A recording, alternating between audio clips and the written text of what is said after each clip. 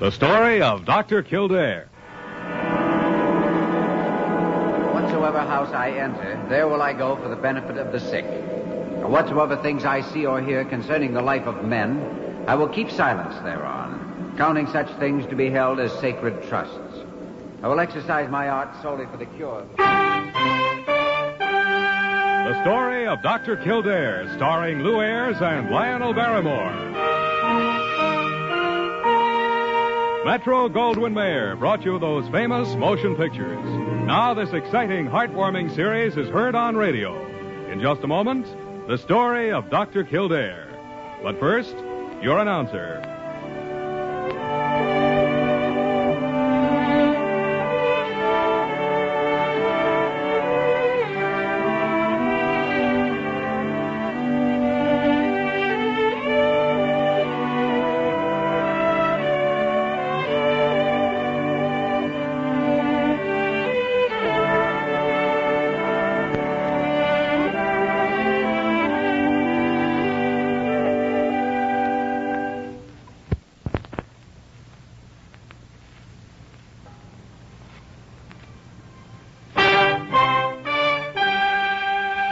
And now, the story of Dr. Kildare, starring Ayres as Dr. Kildare and Lionel Barrymore as Dr. Gillespie.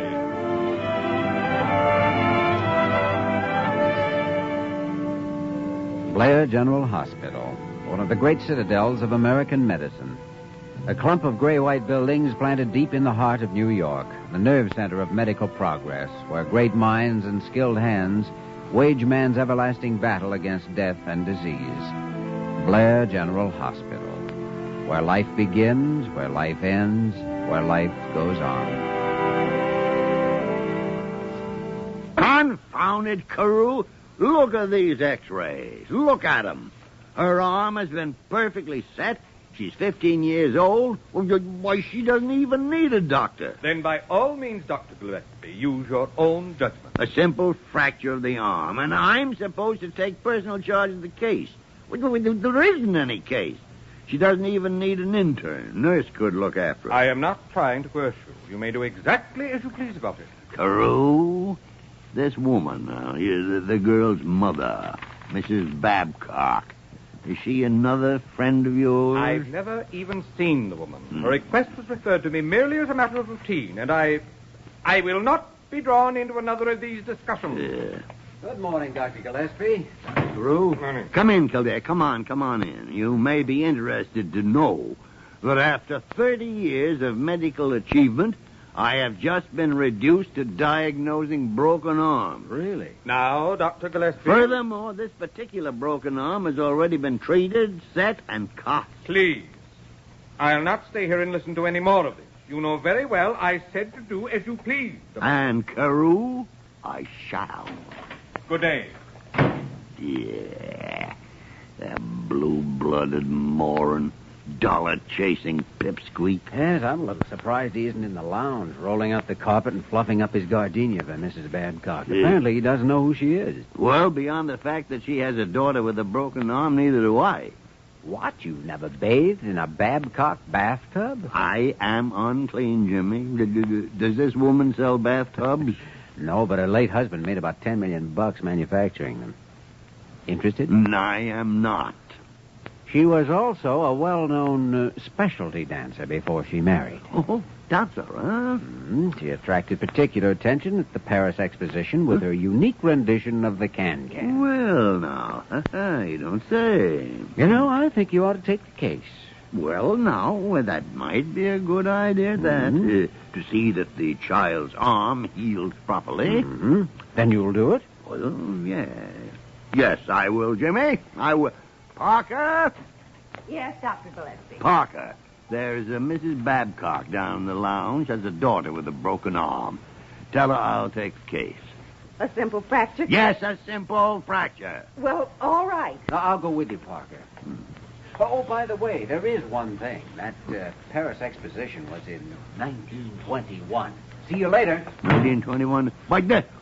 Oh, Kildare, I've been taken in.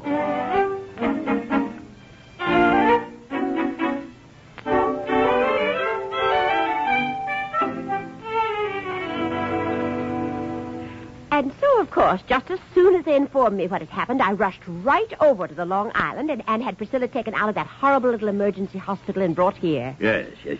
Well, And now, after all, Blair Hospital is the best, and you're the best, too, Dr. Gillespie. And I can't see any reason why Pricilla shouldn't have the best always. I mean, since I do have the money, of course, but although I guess it's supposed to be vulgar to talk about money. Not at all, Mrs. Babcock. Not at all. You talk all about money you want. Now, Dr. Kildare, he'll be glad to. That's why I chose the Devereaux Institute for Young Ladies out on Long Island. Priscilla's been there at the boarding school, you know. I mean, the Devereaux Institute is positively the best. I'm certain of that. Oh, they're so snooty about family backgrounds. Well, I had a terrible time. Well, that is, it took time, of course. But I think it's so important to be right with the right people, don't you? No. I mean, after all, what did you say? I said no. Oh, what a delightful sense of humor. Thank you. Well, I do have to run now. Oh, I'm so glad Priscilla's in such good hands. And you know something, Dr. Gillespie. I just adore you. Goodbye, gentlemen. Kildare, words fail me. Oh, well, now she isn't your patient. Maybe the daughter's not quite so talkative. I don't care. I don't want any part of either one of them. Oh, you can't throw over the case before you've even seen the girl. I don't want to see her. Jimmy, how come you're so interested in this? Because of one fact that hasn't been mentioned. Huh? The way the girl broke her arm. Well, horseback riding, I suppose, is some select sport at that select finishing school. Not quite, no. It happened when she fell off a rope ladder that she'd rigged up in order to escape from that select finishing school.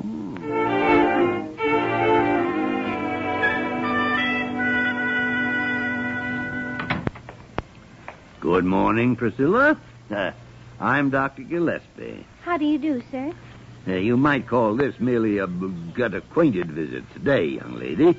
Since I'm responsible for that arm of yours, I thought that possibly... There is no reason to be concerned about my arm. Considering my age, general tone of health, and rate of metabolism, the bone should knit quickly and without any trouble at all. You seem rather well informed on the subject. I'm rather well informed on most subjects, Doctor, and especially well on scientific subjects. Oh, I see.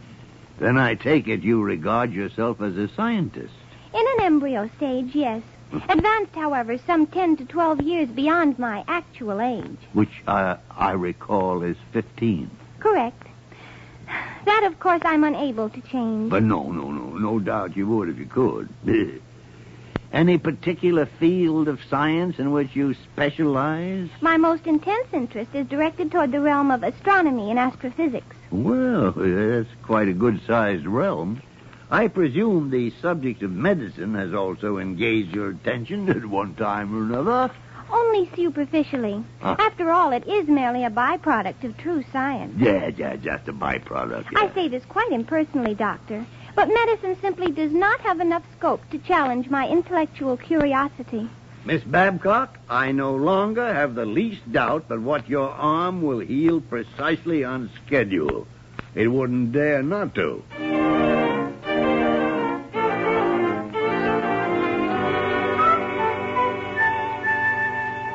No, I can't entirely agree with you, Dr. Gillespie. I don't believe it's natural meanness on her part at all. I think for some reason she's putting up a front. And I agree with you, Dr. Kildare. I know when I was a young girl, I certainly... Parker, shut up. Well... You were never a young girl. You were born at the age of 47. Oh! Well, I think the child's been hurt by something. Hurt? And badly hurt. Jimmy, it'd be easier to hurt the Rock of Gibraltar with a pea shooter. I know she's cold and hard, but that's it. An attitude like that doesn't develop naturally at 15. It builds up as a result of some deep emotional pain. It's a symptom. Also, she was trying to run away from school. Why? Probably because she was planning to poison the city reservoir. That girl has a serious problem. The girl is a serious problem. So's her mother. Oh, she just needs love and sympathy, like every young girl. Well, who don't?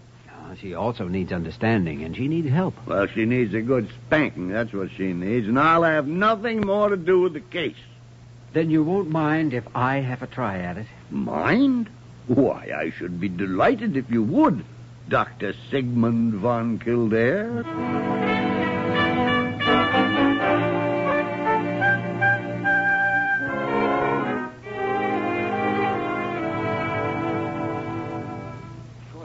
Enough mathematical background to follow all phases of the theory, but the general development seems to be entirely logical.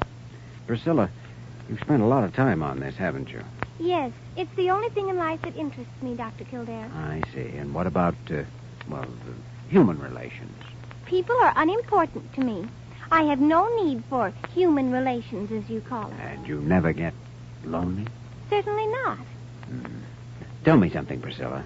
Isn't truth the one great ideal of all science?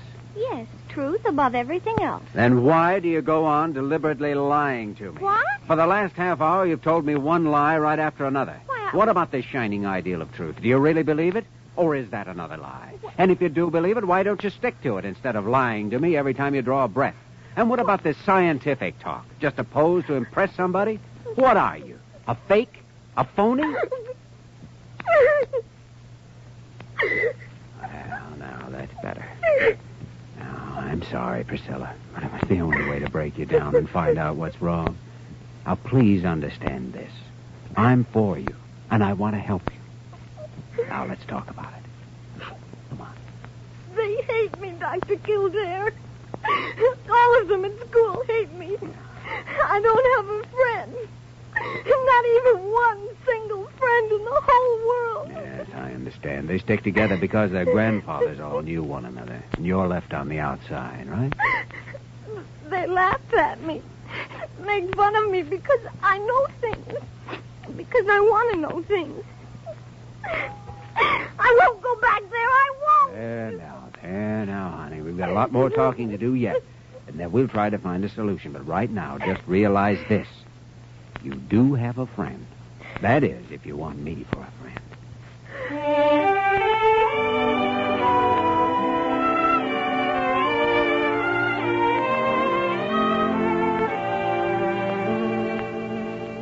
All right, Jimmy, all right now. The thing to do is to get her out of that school. She doesn't belong there. But that may be quite a problem. Yes, I know. I ran into Mrs. Babcock in the hall this afternoon. Tried to sound her out on the subject a little, but... Oh, she's well-meaning enough. Yeah, but she happens to be a nincompoop.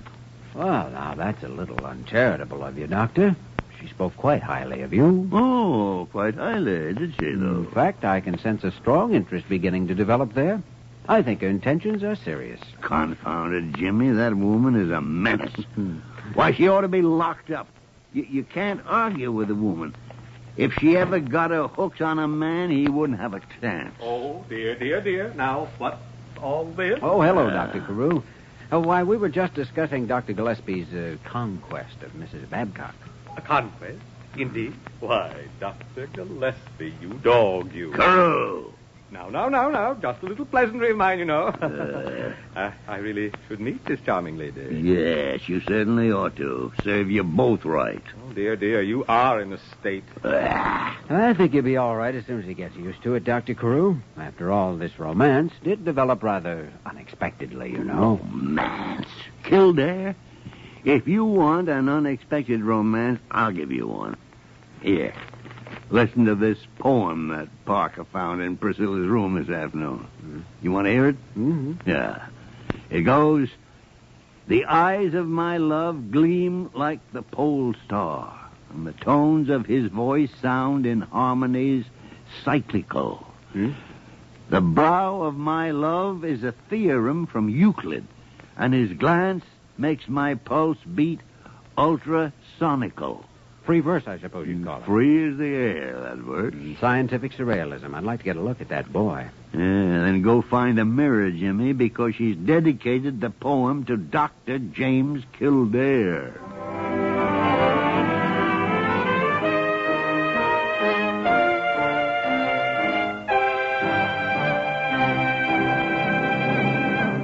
We will return to the story of Dr. Kildare in just a moment.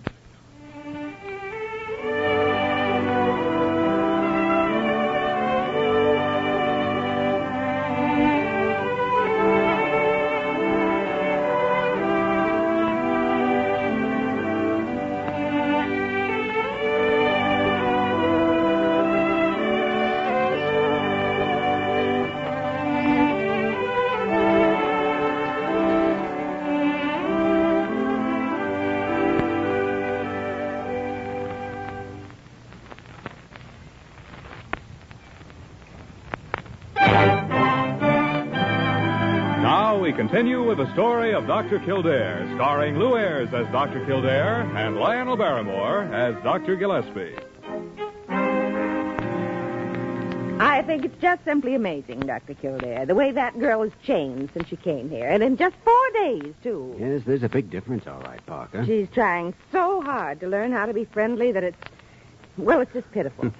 The worst of it is, in just a few days, you'll have to go right back and face the same misery. Oh, Dr. Kildare, can't anything be done? I know the one thing that should be done, but I don't know how it can be done. She should be taken out of that finishing school immediately. Priscilla Babcock? Yes. Of course she should. You had no business being sent there in the first place. Well, all right, Dr. Gillespie, how about a practical suggestion? What can we do about it? Nothing.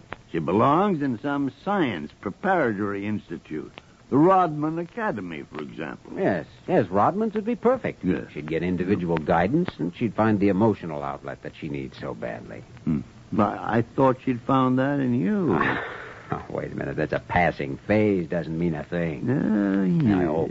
You know, Dr. Gillespie, there might be one possible way to get Mrs. Babcock to change her mind. Oh, indeed. Well, if she were advised to change her daughter's school by someone who was in position to, play on her affections, then she might do it. Yes. There's always a possibility in getting someone to change the... Kildare, I won't do it. I'll have nothing more to do with that woman. I positively and absolutely will not do it. And that's final.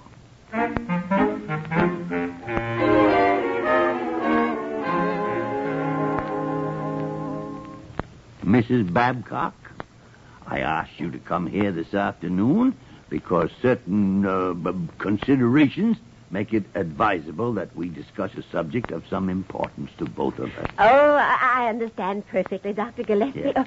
Or I suppose I should call you Leonard now, don't you think? Oh, I just knew you would. Yeah, well, now, to get down to the specific details You have such a noble forehead. You do come from one of the old families, of course.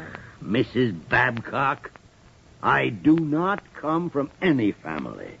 I was left as a foundling on the doorstep of Blair Hospital 95 years ago. Oh. I completed my internship at the age of 7, and I've been practicing medicine here ever since. Oh, that sense of humor of yours just slays. Fascinates. Yeah, it sure does. And now, if I might, for only 5 minutes, discuss the rather important subject of Priscilla's future, perhaps we may be able to... Oh, you're absolutely right, of course. It is best to take care of the more practical questions first. And what could be more practical than our daughter's future? What? After all, we have our whole lifetime for each other. You mean you thought that... You idiot. Oh, say it again, Leonard. Oh, I just love to be dominated by a man. Mrs. Babcock, may I ask what gave you Don't ask me. Tell me, big boy.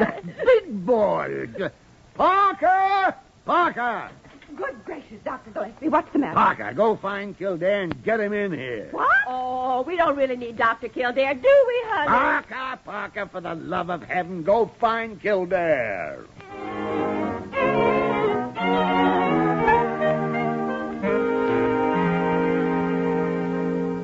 All right, Dr. Gillespie, it's all right. Just relax. She's gone now. You're safe. You've got nothing to worry about. Kildare, she's a maniac. That woman's a raving maniac. I don't know how you do it. You insult them, and still they go wild. I'll have to learn that technique myself. Technique? I didn't do one single thing. Well, I don't know. You must have led her on some way. Led her on. Jimmy, the whole thing was your fault in the first place. Now, you know that. You talked me into it against my better judgment. I should have known better. Well, that's that. It didn't work. Frankly, I don't know anything that will. No, I don't either, Jimmy. The only thing that impresses her is what she calls old families. It's a shame that Mr. Miles Standish isn't still around, or John Alden. Hey, now, you know, that might be it. I'm afraid not. They're both dead. No, but what about Carew? Carew? Sure, that blue blood Boston background he's always talking about. Jimmy, he'll never do it. I've got 3 magic words that say he will. Magic words? Yes. $10 million. $10 million, Dr. Kildare. I'm not certain I heard you correctly. Did you say $10 million? That's right, Dr. Carew. $10 million. Walking around loose. Right in this very hospital. And I didn't know about it. Yes, it's amazing. And do I understand that this potential patroness wishes to meet me? Dr. Carew, if you'll pardon the colloquialism, she's down in my office right now, frothing at the bit. Oh, yes. Yes. Then you think the best approach toward getting a contribution toward advancing the interests of Blair Hospital will be to urge Mrs. Babcock to put her daughter in the Rodman Academy. I think it's the only way, Dr. Carew. The girl's extremely unhappy at present and in danger of becoming a mental problem. Now, if we can prevent that, if we can help her, Mrs. Babcock's gratitude may very well be boundless. Oh, dear me. Boundless, you think? Well, after all, she's an ex-chorus girl, and as you know, show people are noted for their generosity. Yes, well, that's sometimes overrated, I think. My wife, you understand, was a former burlesque dancer. Yes, I know. Dr. Kildare, I'll do it. I am sincerely convinced that it's for the best interests of the patient? Of the patient? Oh, yes, of course, the patient. Shall we join Mrs. Babcock?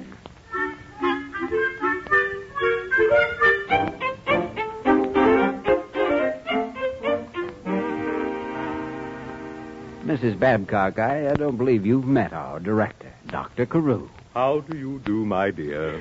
Charmed, I'm sure. Did you say Mrs. Babcock? Am I to understand that this lovely young girl is married? Oh, Dr. Carew. Mrs. Babcock is, most unfortunately, a widow, Dr. Carew. How tragic. Yes, isn't it? Her late husband was Worthington Babcock of Connecticut. Perhaps you may have... Oh, yes. There were some Babcocks with whom members of my family corresponded so far back as the Revolutionary days. Dr. Carew, are you by any chance from a very old family? My dear, the Carew family is probably older than any other in Boston. Oh, it must be just wonderful. Well, that sort of thing does carry its responsibilities, you know. Why, I suppose you've been intimate friends with the Babbitts for generations. The Babbitt? Of course, Dr. Carew. The Babbitts in Boston. Why, I've heard you mention them often. Oh, yes, indeed. Dr. Carew, now, about the matter you mentioned. Oh, yes, that. Mrs. Babcock, I have been discussing your daughter with Dr. Kildare. That school she's attending simply won't do. It won't do at all. Well, what school would you suggest? An immediate transfer to the Rodman Academy? Yes, Rodman. It's positively the best. Oh, I'll do it this afternoon. Oh, you're so right, Dr. Carew. It is hard for a woman alone with money that has to be managed and all sorts of problems. Ah, yes. Mrs. Babcock, I would like to talk with you concerning a subject which is very near to my heart. I think we might leave Dr. Kildare now and stroll about the hospital. Why, Dr. Carew, this is a surprise, but not an unpleasant one. Oh, my dear, when you understand my desperate need I do understand it. Well, we are getting on rapidly. Come now, Mrs. Babcock, I'd like to show you some of my problems. Oh, of course. Goodbye, Dr. Kildare, and thank you. Oh, not at all, Mrs. Babcock. All right, Dr. Gillespie, she's gone. You can come out now. Confound it, Jimmy. I hope she stays gone. Oh, she will. She's got a real blue blood in tow now. She's got a phony stuffed shirt in tow now. You know, Jimmy, neither one of them realizes what the other one's talking about. Yes, wait till they find out. And wait till Mrs. Carew finds out. Ooh. She's an ex-showgirl, too, you know. And Dr. Gillespie, what happens then shouldn't happen even to a Babbitt of Boston.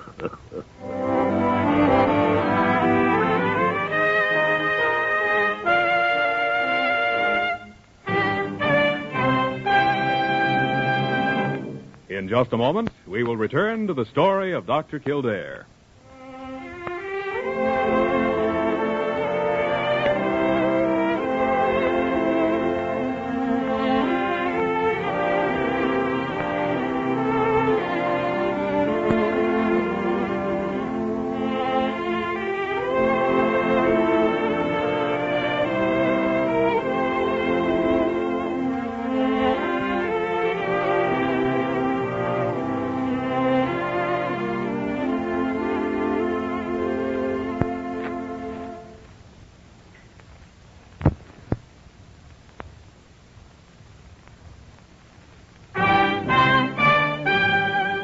And now, once again, the story of Dr. Kildare, starring Lou Ayres as Dr. Kildare and Lionel Barrymore as Dr. Gillespie.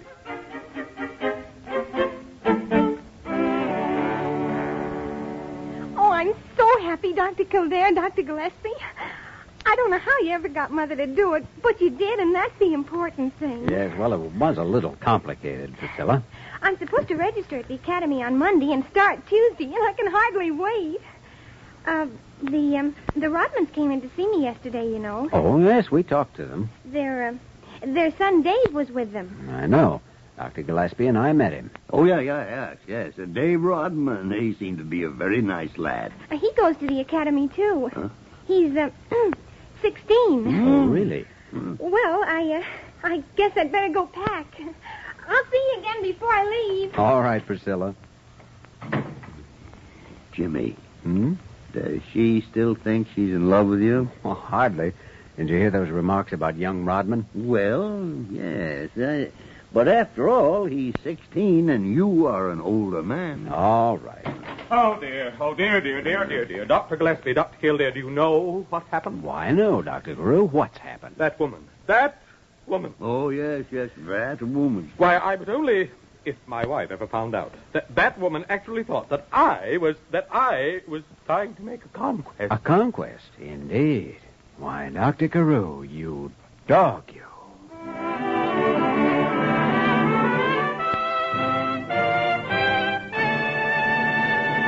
You have just heard the story of Dr. Kildare, starring Lou Ayres and Lionel Barrymore. This program was written by Les Crutchfield and directed by William P. Russo. Original music was composed and conducted by Walter Schumann. Supporting cast included Virginia Gregg, Ted Osborne, Sarah Selby, and Patty Chapman. Dick Joy speaking.